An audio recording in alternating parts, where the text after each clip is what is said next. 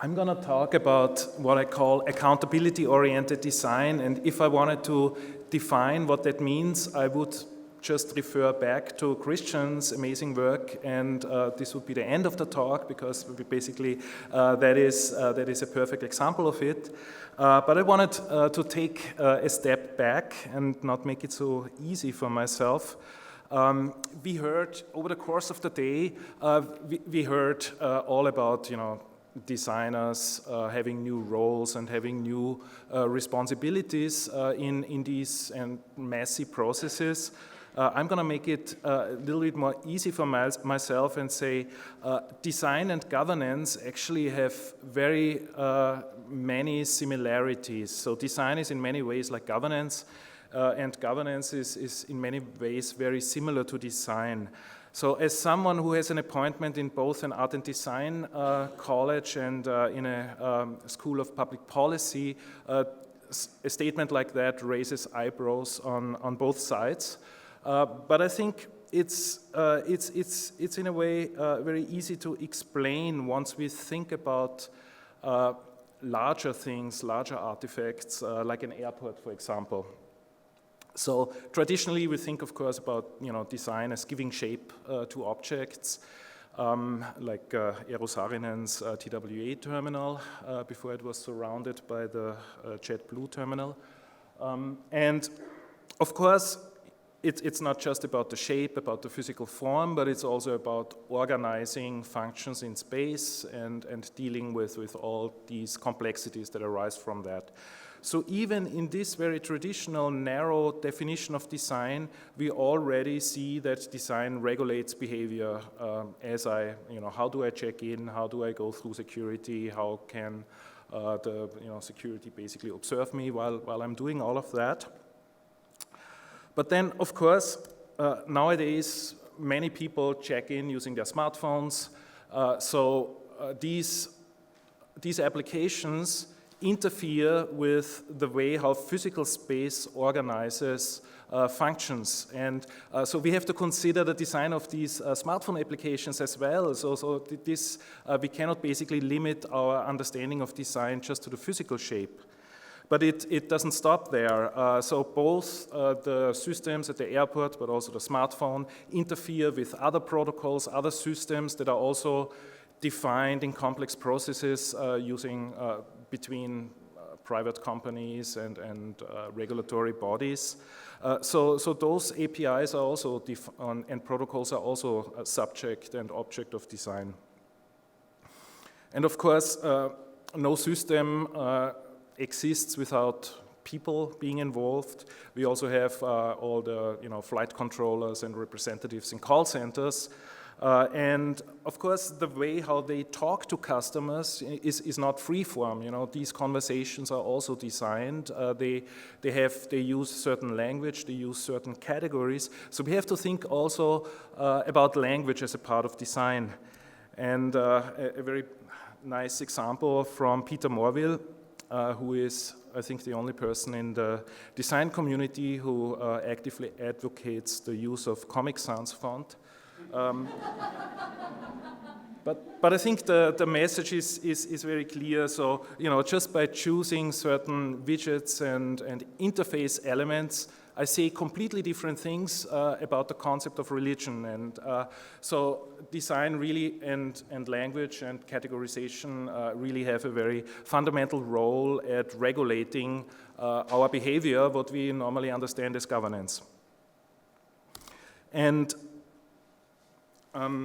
I think it goes further about language in general, and it was good to see that this point has been made a couple of times during the day, that language is such a central part of design. This is a very nice quote from Hugh Doubly and Paul Pangaro, who both refer a lot to Gordon Pask's conversation theory, and think about how organizations use language in order to regulate their processes. And in this quote, we could basically just substitute, I think this is very nice. They say, okay, organization is defined by its language. If we want to narrow this language, we can increase efficiency by having less choices to talk about and getting off message and getting off track. But this, of course, also increases ignorance. So we have to somehow find a balance between those things. And invention or reorganization involves creating a new language, and of course language, we can also talk about new forms of measurement. So this would be the very all-encompassing definition of design, and usually I don't like broad definitions at all, but here I cannot really do anything against it, because all those elements that I mentioned actually operate on the same level.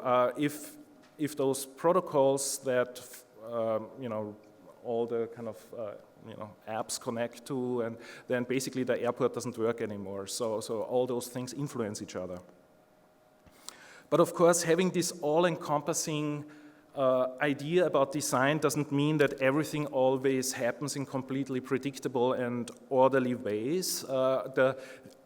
The actual experience of urban space is far more than all those definitions of design and how things are determined.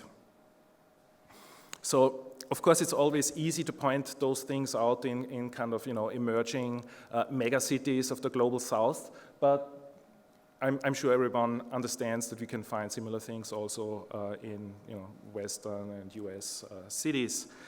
So this is actually related to a recent project I did with Katja Schechtner from the Asian Development Bank, kind of a small design ethnography about the electricity provision system in Manila in the Philippines, how people who steal electricity play cat and mouse with the electricity company, who also comes up with new design solutions and new design inventions to prevent them from doing it in the first place. And as a typical streetscape looks like that, we have all kinds of things. We even have a light bulb, which is the official street lighting system there, and we have all kinds of other things from decoration up to laundry. And now it looks like a complete mess, but now even I'm able to really tell what is the role of each individual cable. So they have different colors and they have different heights, and all of that means something. And also the local people understand that perfectly. But the reason why I think this is closely connected to my last point about language is that I think language and forms of measurement play a very instrumental role in defining the difference between what is formal and what is informal. So when we talk, this is actually not a story about the informal city, because a lot of that happens in the city, in the bureaucracy. So it's not only the electricity jumpers who operate outside the boundary of the city and improvise and do all kinds of things, but it's also the city officials who constantly have to improvise to get things done.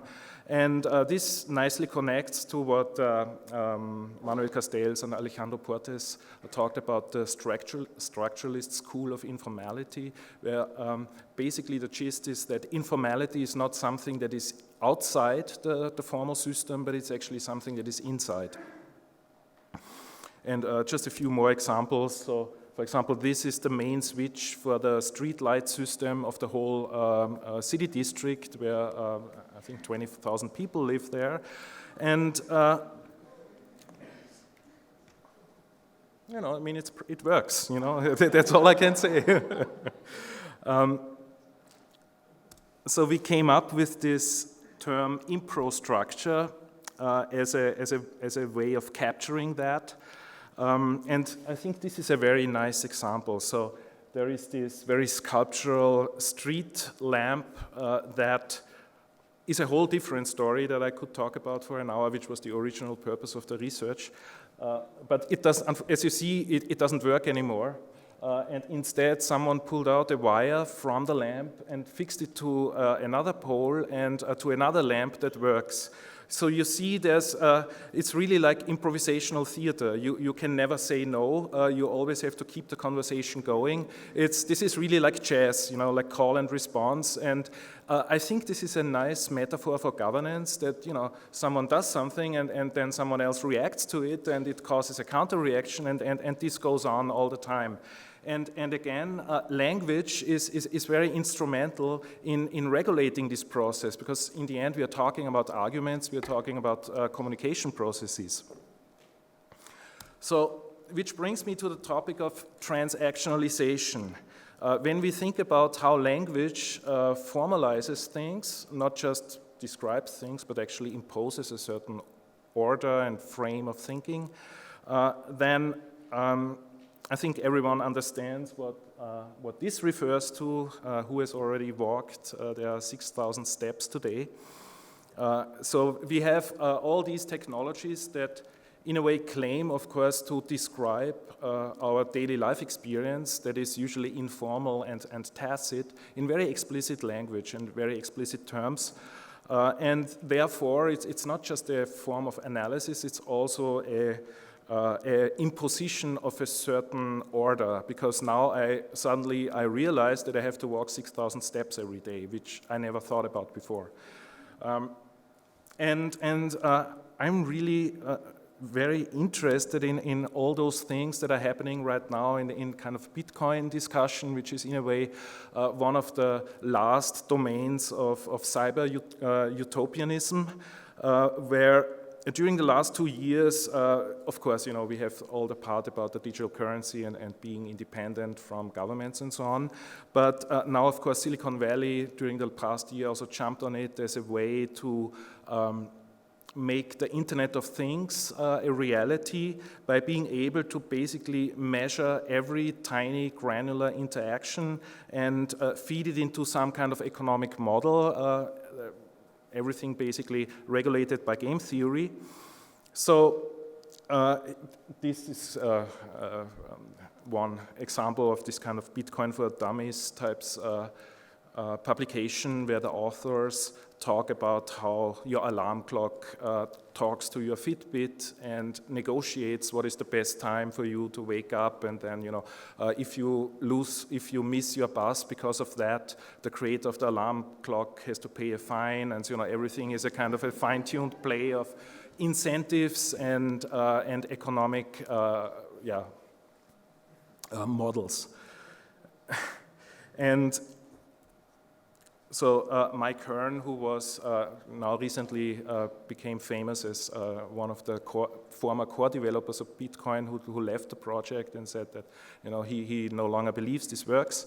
2 years before, he talked about this future scenario where your car negotiates with the road, and if you want to be faster, you have to pay more for every meter. So this is a complete way of rethinking urban infrastructure through these microtransactions. So you have to be able to measure every meter that your car goes, and you have to communicate this with other devices in this Internet of Things type of scenario. And of course, this meme that he planted lives on. This is just a couple of days ago. Cisco mentioned the same example of these devices that negotiate with each other and so on. But I think this is something very interesting about the notion of what is the public good. Because from an economic perspective, and I agree with earlier speakers that in a way public space and infrastructure is a question of economics.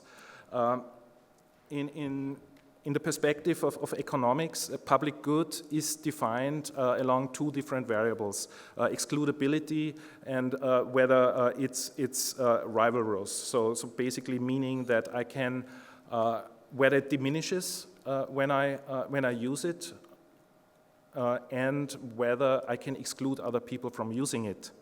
And public goods basically are non-excludable, and they also don't really diminish, which in reality is of course never the case. But the interesting thing here is once I'm able to measure everything, every single meter that I drive with the car, suddenly the public good becomes a private good, because public roads are public roads not only because we think that they should be public and everyone should be able to use them, even if we would want to make people pay for this kind of granular usage, we wouldn't really have a way of charging them and measuring them, at least not in any kind of practical way that would not be much more expensive than what you would get out in the end.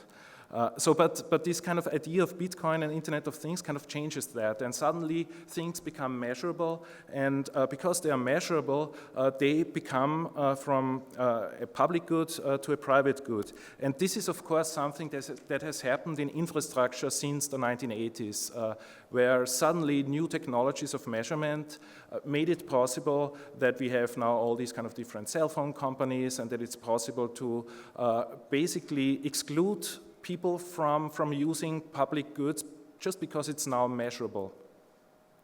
And there are a lot of subtleties in private infrastructure financing that are that actually are a logical consequence, because in infrastructure we always deal with these huge investments, and I have to figure out some ways to get these investments back. So I have to figure out how to charge for certain services in certain places. So this all generates these inequalities that Stephen Graham, for example, writes a lot about.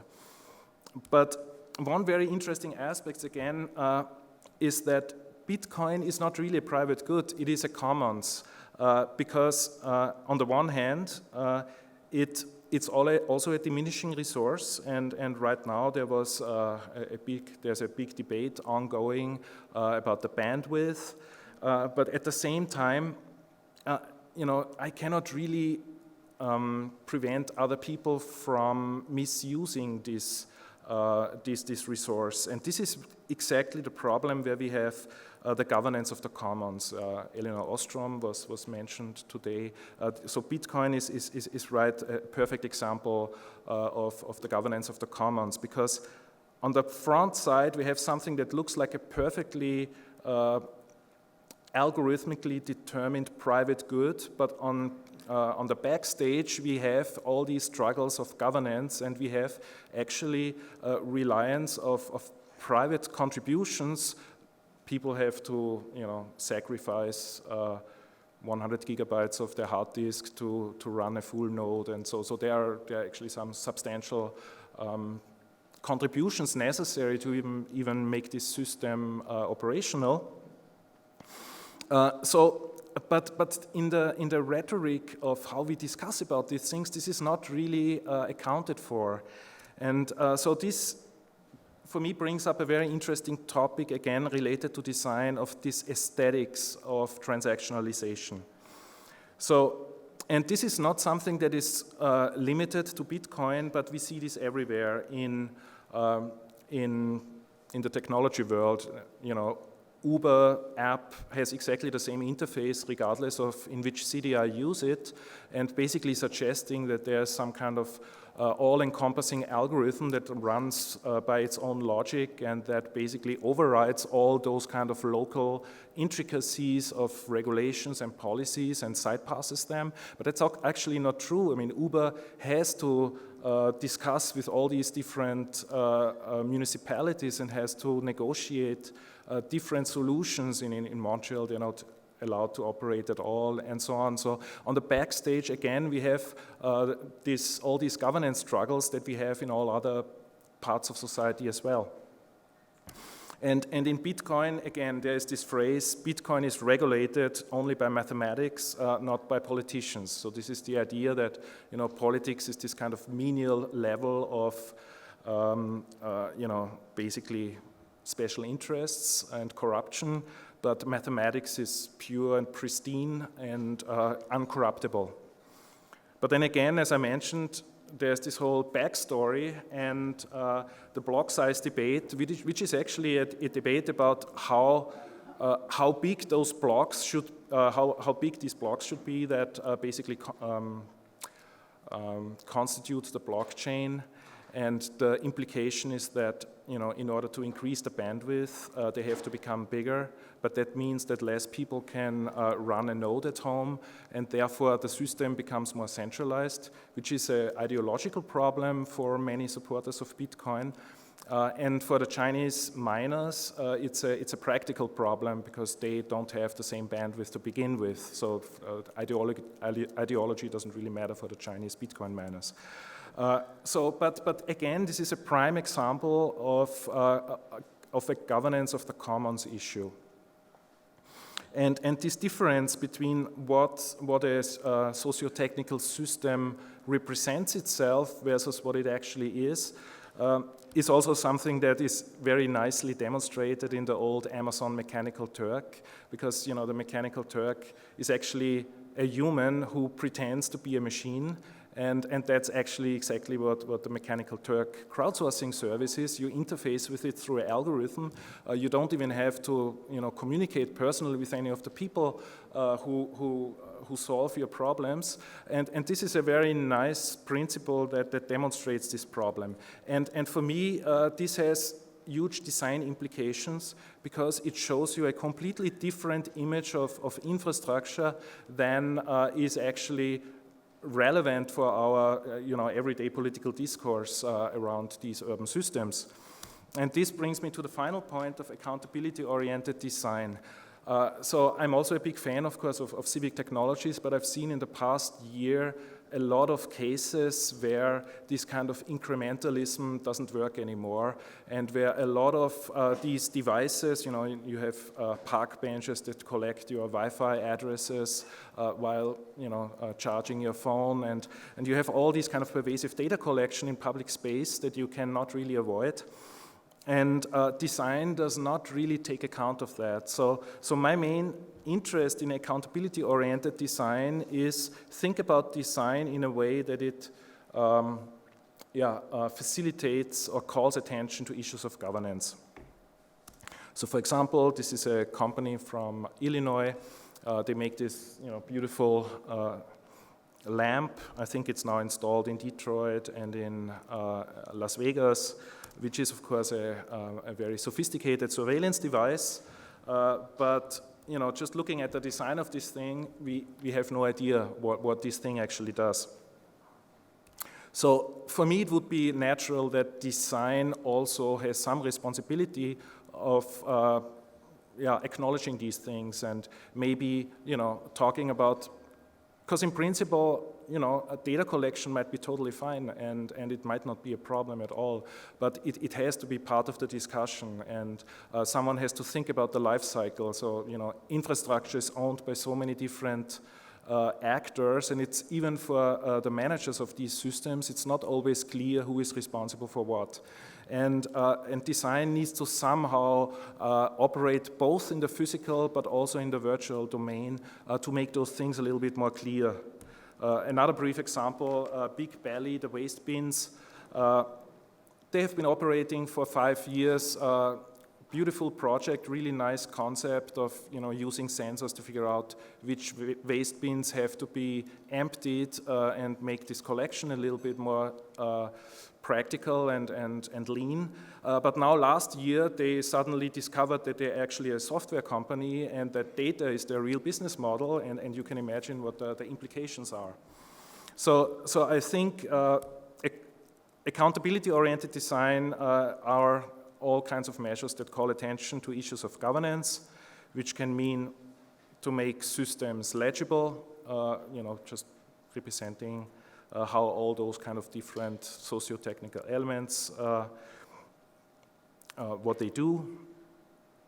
A political scientist, Dieter Sinnbauer from Transparency International, came up with this beautiful concept of ambient accountability, where he said that accountability is only effective if we bring it back into public space and make it,